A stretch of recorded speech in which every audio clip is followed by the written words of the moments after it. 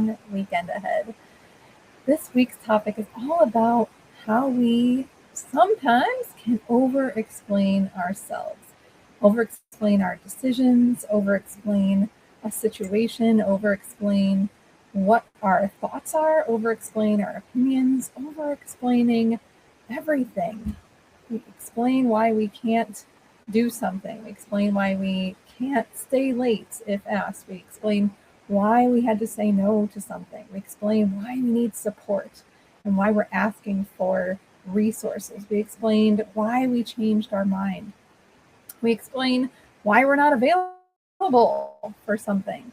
We explain why we need to reel in and maybe set or strengthen a boundary. And in healthcare, I think as healthcare professionals, we're wired to be caring and people pleasing and really give as much of ourselves as we can to others. And that is such an amazing trait that we have. But some way that we were conditioned, it helped us to believe that we needed to make everyone comfortable in the process of making a decision, of making a change, of doing something that maybe is unexpected when we think about external expectations. But today we're going to flip the script on this conversation and talk about why an explanation is not always needed. And it's not coming from a place of dismissing others' feelings or interest, or that you don't care about why others are asking, or you don't have any concern for those relationships. Nothing like that. Nothing like that. But why we want to talk about this today is because constantly over-explaining yourself in the power and the confidence that you have leads to a drain of your confidence. It leads to energy drains because you're overextending your mental processing of a situation unnecessarily. And it can let go of your leadership in a situation. And so, although we in healthcare we're wired to be reliable, right? We're wired to be accommodating and try to meet everyone's needs. We're wired to try to be available and agreeable to everyone that we work with. And really, in our world, we're likely individuals who have a very, very high level of emotional intelligence and self-awareness and social awareness. And that is such a brilliant strength. But sometimes it comes at the expense of our self. And I was talking with a woman yesterday who was sharing with me how this tends to play out for her at work. She has a few colleagues on her team who she knows that going into every conversation with them, she has challenges and difficulty expressing her full confidence in her own opinions. She has challenges with not agreeing with everything that is being said. And the fear that's on the other side of that is that she fears that she doesn't want to break the relationship. She doesn't want to create any sort of unnecessary tensions. She knows that well-functioning teams and well-operating teams can be at risk potentially if there's some breaks in the relationship or that functioning is not going well. However, when thinking about what we need, when thinking about what going into a conversation we want to convey, when thinking about how that relationship actually gets stronger and how performance gets stronger collectively, we know if we look at the business literature that healthy conflict is so important.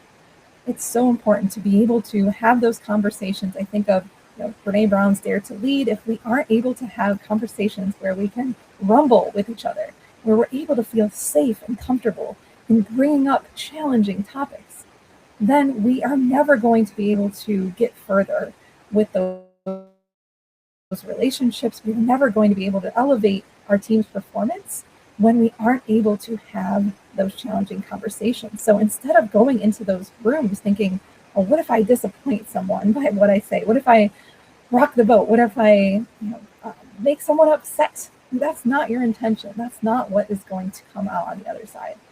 And the over-explaining that we tend to do in those situations can lead to more even detrimental outcomes.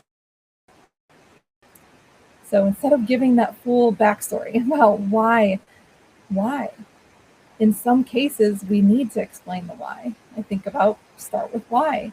When we're thinking about what's behind the vision and the purpose of what we're doing. But there are some cases where we don't need to give a full backstory. And it says nothing about your character. It says nothing about who you are, how kind you are.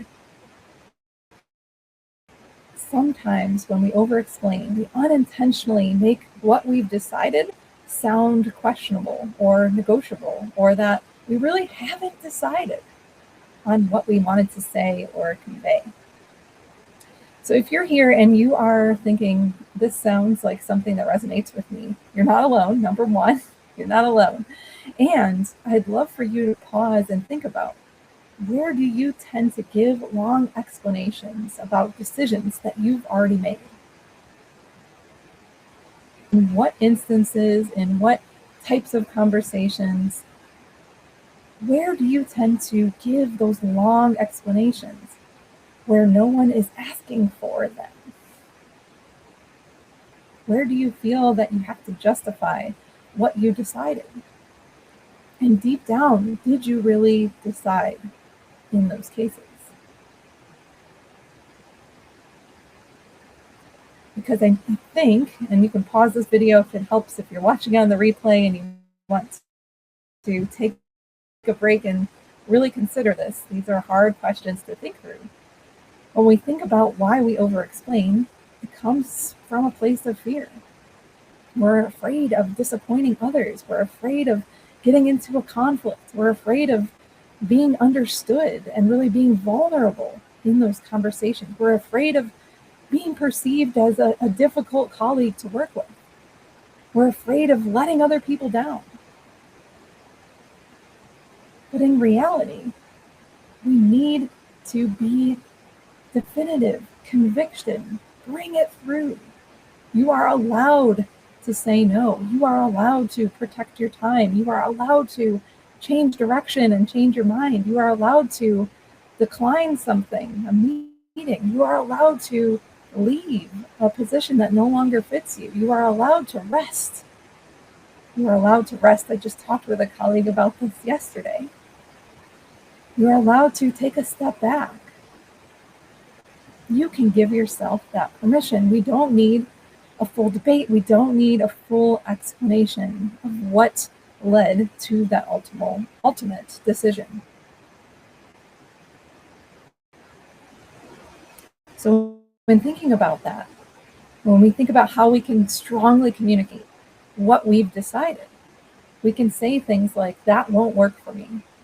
We can say things like, I'm unavailable for that.